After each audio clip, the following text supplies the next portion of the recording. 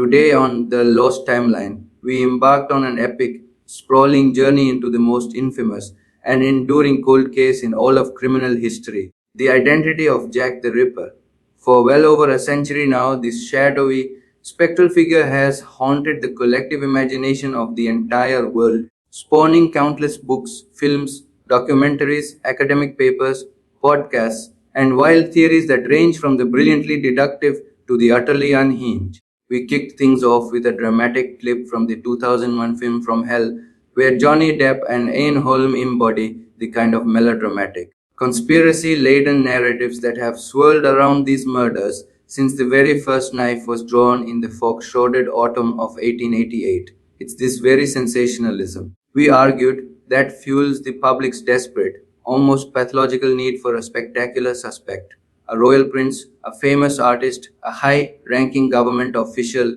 a deranged doctor, a member of the Freemasons, or even the ghost of a medieval monk, rather than accepting the grim, deeply uncomfortable possibility that the killer was just a random, anonymous psychopath from the same squalid East End streets as his unfortunate victims. This psychological impulse mirrors the frustration of the JFK assassination, where a meaningless act by a nobody is simply too unsatisfying to accept. People crave a grand narrative, a hidden hand, a conspiracy that gives the tragedy a deeper, more profound meaning, transforming random horror into a story that explains something about the secret workings of power.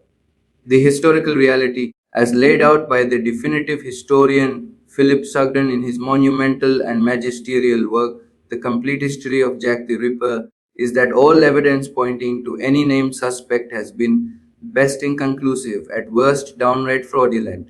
The quest for the Ripper, Sugden poignantly observes, often ends in disillusionment, much like the Spanish conquistadors searching for El Dorado and finding only dirt villages or desolate plains at the end of their exhausting, misguided journey. And yet, despite this sobering assessment, the hunt continues, driven by an insatiable human curiosity that refuses to accept that some mysteries are simply insoluble,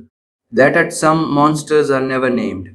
and that history sometimes leaves us with nothing but silence and the fading echoes of forgotten screams. We then systematically establish the profile of our quarry, painstakingly piecing together the fragments of witness testimony, police investigation, and forensic analysis like a jigsaw puzzle with half the pieces missing and the rest deliberately scattered. And we realized that the truth is likely far more mundane and tragic than any of the elaborate fictions we have concocted over the decades. The killer was almost certainly a local white man of average or below average height, standing somewhere between 5 foot 5 and 5 foot 7, in his late 20s or early to mid 30s, likely dressed in the dark, shabby, genteel clothes of a working man. Neither a laborer covered in the grime of his trade, nor a gentleman in a top hat and opera cloak. He had a mustache, a common feature of the era, and he wore either a peaked cap or a deerstalker hat, the kind of unremarkable headgear that would allow him to meld into the foggy, gas lit streets without attracting a second glance from the weary inhabitants of Whitechapel. He had to be intimately familiar with the warren of narrow alleys, courts, and passageways within a single square mile of the East End and the City of London, navigating by memory the labyrinthine routes that even seasoned police officers found confusing, especially in the pitch darkness of the early morning hours when the gas lamps flickered and cast long, dancing shadows that could conceal any number of horrors. His pattern of striking on weekends and bank holidays, Friday, Saturday, Sunday, and the days adjacent to public holidays, strongly suggests he was in regular employment, likely holding down a job that required him to be present during the working week, and that he was either unmarried or had some arrangement that permitted him to vanish from his home in the dead of night for hours at a time without arousing suspicion or questions from a wife or family who might have wondered about his bloody absences. Crucially, his ability to swiftly escape the murder scenes without detection,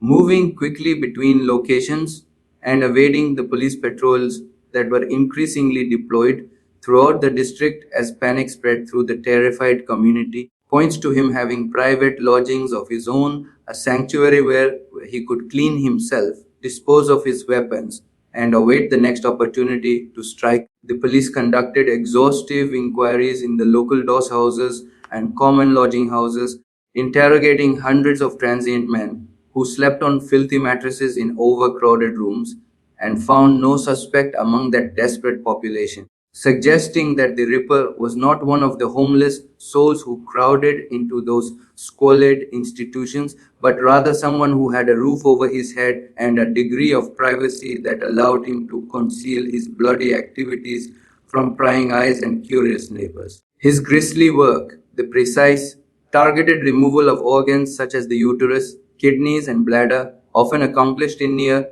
total darkness and within mere minutes, while avoiding the major blood vessels that would have caused a catastrophic hemorrhage that would have made the crime scene even more chaotic and difficult to escape,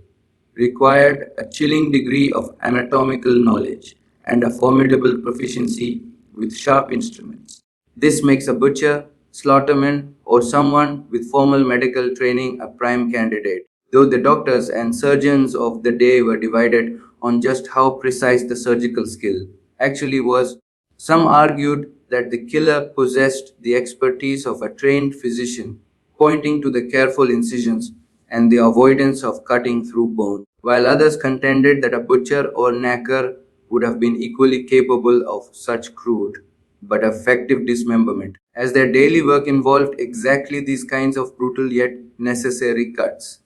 Then there's the most haunting and perplexing question of all, the one that has baffled criminologists and psychologists for generations. Why did he stop? Why did the most prolific and terrifying serial killer in British history simply vanish into thin air, leaving behind a trail of blood, confusion, and unanswered questions that would torment investigators for decades to come? The unmistakable escalation of violence in the murders, from the relatively restrained attacks on Martha Tabram and Polly Nichols, where the mutilation was limited to a few stab wounds and some superficial cuts,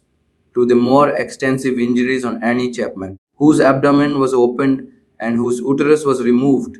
to the horrific evisceration of Catherine Eddowes, who was found with her face slashed beyond recognition and her organs placed neatly on her shoulder, and finally to the apocalyptic savagery of Mary Jane Kelly's dismemberment, where her body was so thoroughly destroyed that her own lover could barely identify her and her heart was found on her pillow, makes it psychologically improbable that he simply gave up his gathering frenzy voluntarily, as if he had suddenly tired of the sport or experienced a crisis of conscience that made him abandon his murderous ways. His disappearance could therefore be explained by his death, possibly from suicide, disease, or violence, his imprisonment for another unrelated crime, where he would have gone unnoticed by authorities who had no idea they were holding the most wanted man in Britain, his emigration to another country, where he could have continued his killing spree under a different name and in a different language, his confinement in a lunatic asylum, where his violent tendencies would have been suppressed by the harsh treatments of the era and his identity lost to history, or his recruitment into some shadowy organization that recognized his talents and put them to more structured use, a theory that has never been proven but continues to tantalize conspiracy theorists. We then paraded before our listeners the carnival of lunatic theories that have been proposed over the decades, each more outlandish and fantastical than the last, beginning with the mad monk of Mitre Square, a theory that Catherine Eddowes was murdered by a 16th century curse from an old monastery that once stood on the very spot, based on a vague reference in an old manuscript consulted by an unnamed antiquarian who claimed to have found a plan of the monastery in the British Museum. And this notion hilariously fails to account for any of the other killings, offers no explanation for the anatomical mutilation, and stands as perhaps the single most absurd suggestion ever made, even by the generous standards of ripperology. Next came the parade of celebrity suspects. The saintly Prime Minister William Gladstone, who was known to rescue prostitutes and talk to them about the Bible in his nocturnal wanderings, but who was also one of the most recognizable men in Britain at the time and about 140 years old, making it utterly impossible for him to have prowled the streets of Whitechapel without being immediately identified by dozens of witnesses. The anagram loving author Lewis Carroll, whose writings were supposedly riddled with cryptic confessions that could be decoded by the sufficiently imaginative reader, a method akin to playing Beatles records backwards to prove Paul McCartney's death. A conspiracy theory that has been thoroughly debunked but persists in certain corners of the internet. The famously bearded cricketer W.G. Grace, the most recognizable man in the entire British Empire, whose vast beard and enormous frame would have made him stick out like a sore thumb in the narrow, cramped streets of Whitechapel, to say nothing of the fact that he was often playing cricket miles away on the very days of the murders. Lord Randolph Churchill, the father of Winston, driven mad by syphilis and supposedly nursing a vendetta against prostitutes who had infected him. A theory that relies on the spurious assumption that syphilis causes homicidal mania in all its victims and that a man of his wealth and status would risk everything to take such a foolish and dangerous revenge. The gentle, tragically deformed Joseph Merrick, the elephant man, whose very appearance would have made him impossible to miss, and who was famously kind and gentle, spending his days reading and conversing with visitors to the London hospital where he lived. A man who could barely move without assistance and whose physical limitations make him one of the least likely suspects in the entire history of criminology, and the self castrated, mercury poison lunatic Boston Corbett, the man who shot Abraham Lincoln's assassin and who escaped an asylum in 1888, theoretically crossing the Atlantic to continue his violent spree in London's East End. A theory that is admittedly colorful and dramatic, but utterly devoid of any supporting evidence and relies on the flimsiest of coincidences. The granddaddy of all famous suspects, Prince Albert Victor, the Duke of Clarence and Avondale, known to his family as Eddie, was next on our list, and we devoted considerable time to dissecting this enduring myth, tracing its origins back to the fevered imagination of a doctor in the 1970s and its spectacular amplification by Stephen Knight's notoriously sensational book Jack the Ripper. The final solution, which claimed that the prince, driven insane by syphilis contracted during his Caribbean travels, went on a killing spree against prostitutes as an act of vengeful madness after being rejected by a woman of ill repute. In Knight's elaborate and baroque version, Eddie secretly married a Catholic working class girl named Annie Crook, causing a constitutional crisis that threatened to bring down the very institution of the monarchy itself. And the government of Lord Salisbury, the Freemasons, and the royal family itself supposedly conspired to cover up this scandal, enlisting the royal physician Sir William Gull to murder the blackmailing prostitutes. Polly Nichols, Annie Chapman, Elizabeth Stride, Catherine Eddowes, and Mary Jane Kelly, who were friends of Annie and knew the dangerous secret that could have toppled the throne. But this theory collapses under the weight of its own absurdity on multiple levels, each more damning than the last. Sir William Gull had suffered a debilitating stroke in 1887, was 71 years old, morbidly obese, and not even a Mason, making him one of the most unlikely candidates imaginable, to say nothing of the fact that he was a respected physician who would never have risked his reputation and his life on such a reckless scheme. Prince Eddie himself had unbreakable alibis for every single murder, often being in the presence of Queen Victoria herself at the royal residences far from Whitechapel, with every movement meticulously recorded by servants and courtiers who would have noticed if he had slipped out to commit atrocities. And the entire narrative is based on dubious sources, forged documents that have been exposed as hoaxes, and a fundamental misunderstanding of Masonic rituals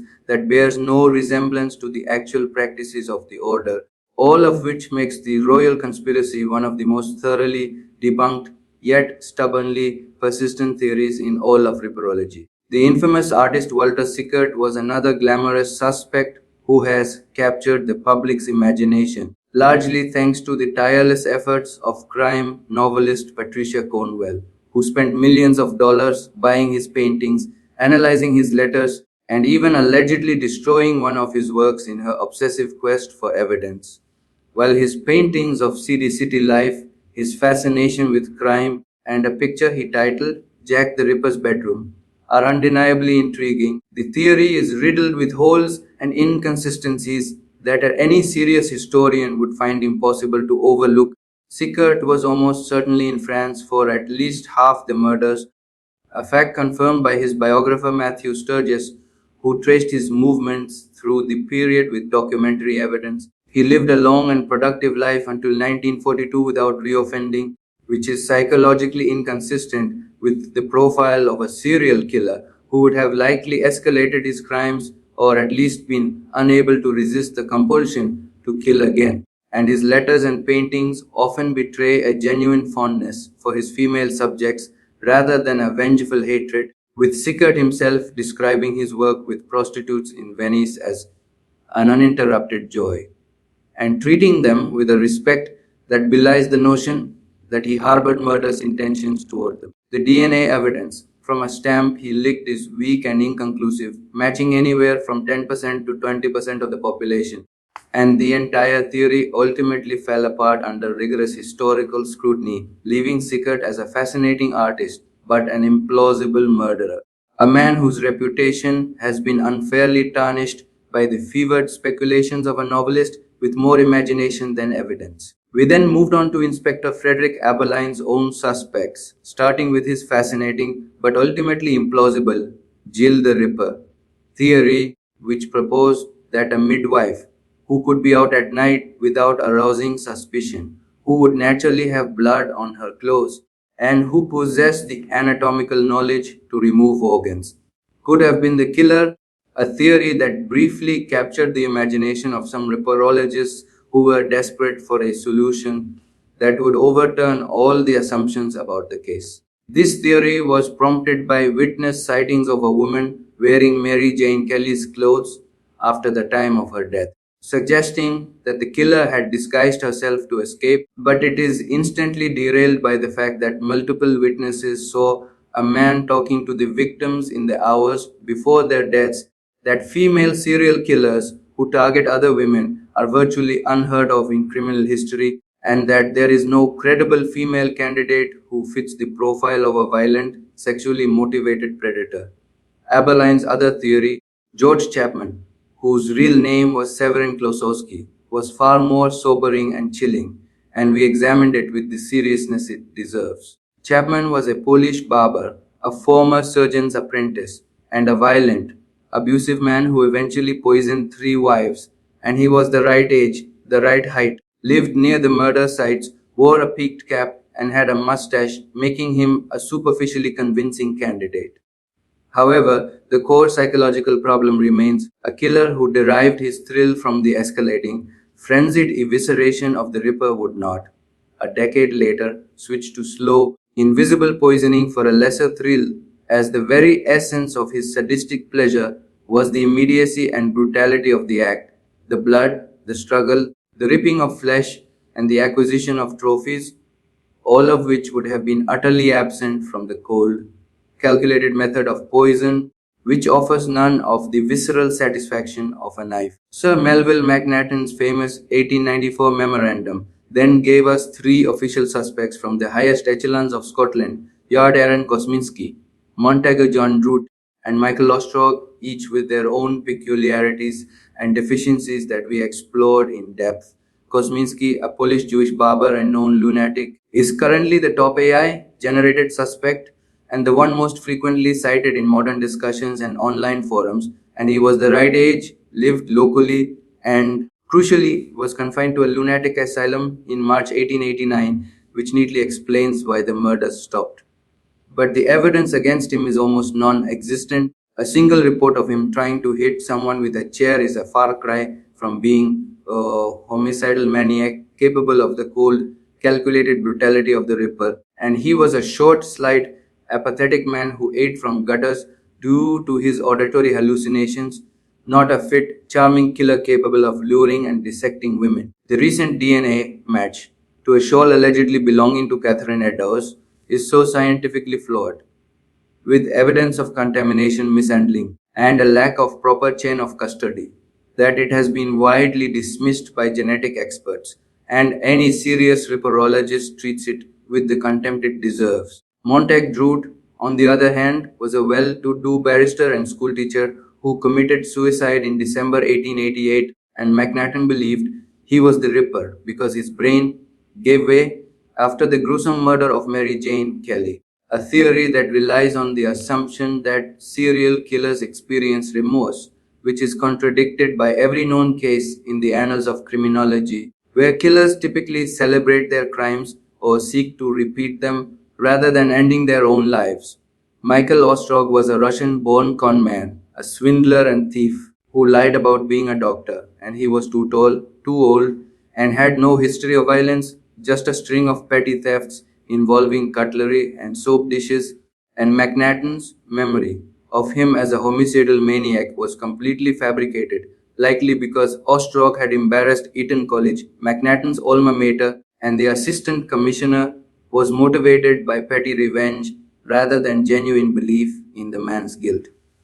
We also dismissed the Liverpool merchant James Maybrick, whose diary was obviously faked by an unemployed scrap metal dealer who later confessed and then retracted his confession, and whose suspicious Jack the Ripper pocket watch is simply laughable, engraved with the words I am Jack and the initials of the victims, a piece of evidence so absurdly incriminating that it could only have been produced by a forger with a poor understanding of subtlety. Francis Tumblety, an Irish American quack doctor with a mania for collecting uteruses in jars, was a colorful and repulsive character who had a deep hatred for women and boasted of his collection of anatomical organs. And he was in London at the time, making him a superficially compelling suspect. But his huge identifiable mustache, his well documented homosexuality, which would have made him more likely to target men than women, as gay serial killers almost never target female victims, and the fact he had no clear connection to the East End streets make him an implausible culprit. And despite his many flaws, he stands as one of the more interesting characters in the history of ripperology, a man whose very existence seemed designed to attract suspicion and confusion. Finally, we gave our own verdicts, drawing on all the evidence we had painstakingly assembled over this lengthy investigation, and I leaned towards Charles Lechmere, the man who discovered Polly Nichols's body, giving a false name at the inquest and whose daily work route from his home in Bethnal Green to his job as a carman in Covent Garden passed directly through the murder sites. Lechmere's suspicious behavior, his false name, and the fact that he was found alone with the body before anyone else arrived make him a fascinating and plausible candidate, a man who could have been interrupted in his gruesome work and who had the perfect cover story. But the most compelling theory of all, I argued, lies not in a named individual, but in a profession, the slaughterman of Barber's Horse Slaughterhouse, a knacker's yard located on Winthrop Street, right next to the very spot where Polly Nichols was killed on Buck's Row. These were men who were experts with a knife, intimately familiar with dismembering large carcasses, and who were out on the streets at all hours of the night, often covered in blood and carrying sharp implements, and they had anatomical knowledge that would have allowed them to remove organs with speed and precision. The brutal work in a slaughterhouse would have provided the perfect cover for a budding serial killer, giving him both the skills and the psychological desensitization necessary for such horrific acts. And we know the names of three slaughtermen who worked that night: James Mumford, Henry Tompkins, and Charles Breton, and their testimony at the inquest reveals they were active in the area at the exact time of the murder, making this a theory that deserves far more attention than it has received. In the end, Tom and I agreed on a sobering and, in some ways, deeply unsatisfying conclusion. Jack the Ripper was almost certainly a local East Ender, a man in his late 20s or 30s, unmarried or with the freedom to roam at night, a man who knew the dark alleys like the back of his hand and could navigate them in pitch darkness without a moment's hesitation. And he was likely a butcher, a slaughterman, or someone with similar skills. And he was perfectly sane enough to charm his victims into seclusion, presenting himself as a plausible and unthreatening figure in the murky world of the Victorian East End. His reign of terror ended because he died either from a disease like the Great Flu pandemic that ravaged London in the early 1890s, or was simply arrested for another crime and forgotten by a justice system that had no idea it had finally caught the most elusive monster of the age. And the enduring mystery is less about a grand conspiracy of royals and masons and more about the tragic anonymity of a forgotten man who blended into the darkness of Victorian London, leaving behind only the echoes of his unspeakable crimes and the enduring fascination of a world that simply cannot bear to let him go. And that, perhaps, is the most haunting truth of all. We will never truly know, and we must learn to live with that uncertainty, that gap in our knowledge, that reminder that history is not always a neat story with a satisfying ending, but sometimes a ragged, bloody, and unresolved fragment of the human experience that forces us to confront the limits of our understanding.